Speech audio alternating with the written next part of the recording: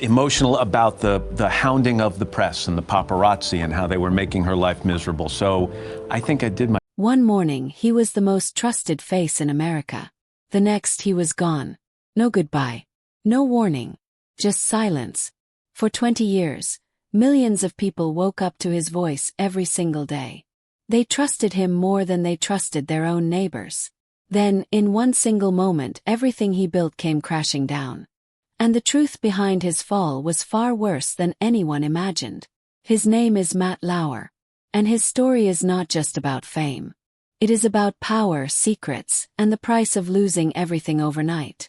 For 2 decades, Lauer sat behind the desk of one of the biggest morning shows in the world. People felt like they knew him. They watched him interview presidents. They watched him laugh with celebrities. They watched him cover the biggest news stories of a generation. He felt like family to millions of viewers. But behind the cameras, a very different story was building. One that no one outside a small circle knew about. A story that would soon explode into the open and shock the entire country. Do you think people in power always get away with everything, until one day they don't? That question sits at the center of this whole story. Because what happened to Matt Lauer did not happen slowly. It happened in a single day. One phone call. One complaint. And by sunrise the next morning, his entire career was over. But that was only the beginning. The full story went far deeper than anyone watching at home could have guessed. It involved more than one accuser. It involved a hidden button under his desk. And it involved allegations so serious that they would follow him for years to come. To understand how far he fell, you first have to understand how high he climbed. Matt Lauer was born in New York City in December 1957. He grew up in a middle-class home, far from the bright lights of network television. Nobody around him thought he would end up famous. He was just a curious kid who loved asking questions. That curiosity turned into a career. He started small, working local news stations in places like West Virginia and Washington, D.C. It was not glamorous work. Long hours. Small paychecks. No guarantee of success. But Lauer kept pushing forward. In the 1980s, he landed a spot at NBC. At first, he was just one voice among many. Nothing special. Nothing that made him stand out from the crowd. But something about him connected with viewers. He was calm. He was easy to trust. People felt comfortable with him in their living rooms every morning. By 1997, that hard work paid off in a massive way. Lauer was named co-anchor of Today, one of the most watched morning shows in American history. Overnight, he became one of the most recognizable faces on television. For the next 2 decades, he ruled the mornings. He interviewed U.S. presidents. He covered wars, elections, and national tragedies. He sat across from movie stars and Olympic champions. Viewers trusted him with the biggest news of their lives, day after day, year after year. At his peak, Lauer was one of the highest-paid journalists in America, reportedly earning tens of millions of dollars a year. His net worth eventually climbed past $100 million. He had the career. He had the money. He had the trust of an entire nation. But here is where the story turns. Because success like this rarely stays simple. The higher someone rises, the more they have to protect. And the more they have to hide. If you're enjoying stories that reveal what really happened behind the headlines, make sure to subscribe because what happens next is something most people watching at home never fully understood. Behind the friendly smile on their television screens, whispers were already starting inside NBC. Small comments, quiet warnings passed between employees. Nothing official. Nothing public. Just a feeling that something was not right. Nobody said it out loud. Not yet. Because in those days, powerful men rarely faced real consequences. Complaints disappeared. Careers of the accusers were the ones that suffered instead. Lauer seemed untouchable. He had the ratings. He had the network's trust. He had 2 decades of goodwill built up with the American public. But untouchable is never a permanent status. And in November of 2017, that illusion was about to shatter completely. What happened in the days that followed would end a 20-year career in less than 24 hours. On November 29, 2017, NBC News made an announcement that stunned the entire country. Matt Lauer was fired. Not suspended. Not put on leave. Fired, effective immediately, after the network received a detailed complaint about what it called inappropriate sexual behavior in the workplace. There was no farewell segment. No chance to say goodbye to viewers. His Today Show co-hosts learned the news that same morning, live on air, visibly shaken in front of millions of people. Within hours, more accusations began pouring in. Lauer wasn't just accused by one person. Multiple women came forward with claims about his conduct at NBC, stretching back years. But the most serious allegation came from a former NBC employee named Brooke Nevels. She said Lauer assaulted her in his hotel room during the 2014 Winter Olympics in Sochi, Russia. In interviews and later in her own memoir, Nevels described the encounter in graphic detail and said she didn't report it at the time because she felt completely isolated, thousands of miles from home, unsure of who she could even turn to for help. Lauer has always denied any wrongdoing. He has said publicly that his relationship with Nevels was mutual and completely consensual. He has never been criminally charged in connection with the allegations. But the damage to his reputation was already done.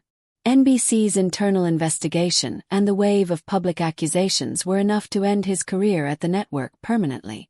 Because he was fired for cause, the company did not pay out the remainder of his contract, a deal reportedly worth tens of millions of dollars. Do you think fame and power can shield someone from consequences forever? For Matt Lauer, the answer turned out to be no. Overnight, the man millions of people invited into their homes every single morning became one of the most talked about figures in the country, for all the wrong reasons. Newspapers ran the story on their front pages. Late-night hosts built entire monologues around it. Social media exploded with reactions, some sympathetic to the accusers, others questioning why it took so long for anyone to speak up. Behind the headlines, Lauer's personal world was also falling apart. His marriage, already strained, could not survive the fallout. Within 2 years, his wife filed for divorce, ending a partnership that had produced 3 children together. The man who once seemed to have everything, the career, the money, the public trust, was now facing a very different kind of reality. One where doors that used to open for him instantly were suddenly slammed shut. But even then, the story was not finished. What came next would show a very different side of Matt Lauer, one that almost no one got to see. Losing a job is hard for anyone. Losing your reputation is even harder. Matt Lauer lost both on the very same day. And what followed was a slow, painful unraveling of the life he had spent decades building. His divorce from Annette Roque became final not long after the allegations went public. The couple had been together for years and raised 3 children, Jack, Romy, and Tejas. Now Lauer had to face a new reality, rebuilding a relationship with his kids while carrying the weight of a national scandal attached to his name. Financially, he was still in a strong position. Before the firing, his net worth was estimated between $120 and $150 million, built from decades at the top of network news plus smart real estate investments. He held on to properties, including an estate in the Hamptons, and later a large piece of land in Sag Harbor. Money was never the problem. The real problem was isolation.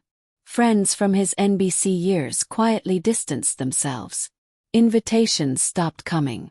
Phone calls went unanswered. A source close to Lauer later described this period bluntly. There was a time when he wasn't really talking to anybody, not even people he had known for years. Most of us will never experience anything close to national fame. But almost everyone knows what it feels like to be cut off, doubted, or quietly pushed out of a group we once belonged to. That feeling of watching people you trusted disappear when things get hard is something a lot of viewers can understand on a much smaller scale. For Lauer, that isolation lasted years. He mostly disappeared from public view, choosing to stay out of New York City and away from the entertainment world that once defined him. He was rarely photographed. He gave almost no interviews. To most of the country, he simply vanished.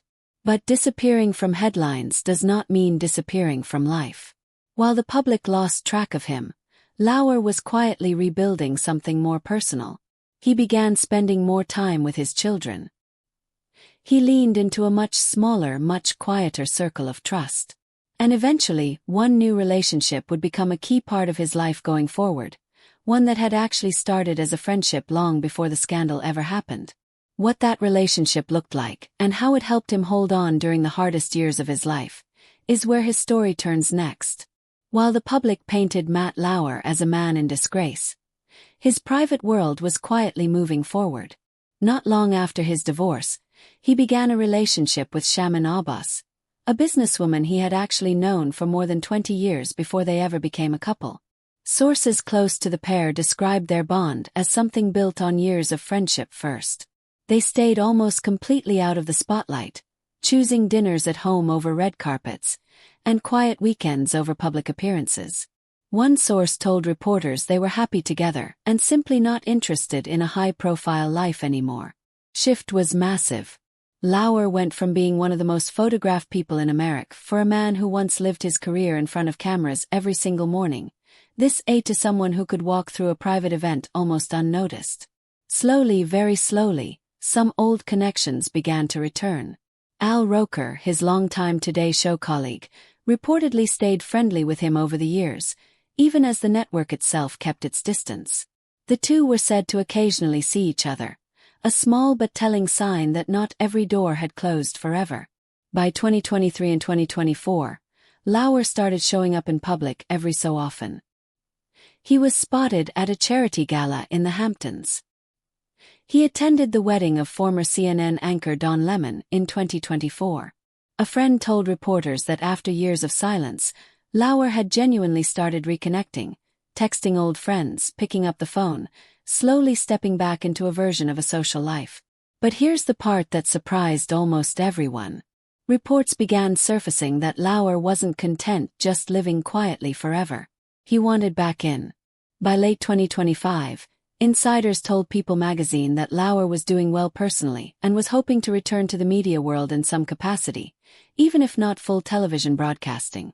He had reportedly spoken with People about the idea. Other insiders claimed he had even discussed possibly joining forces with other disgraced television personalities looking for their own comebacks. Almost 8 years after the world watched his career collapse in a single day, Matt Lauer was quietly testing whether a second chapter was even possible. But not everyone was ready to let the past stay in the past.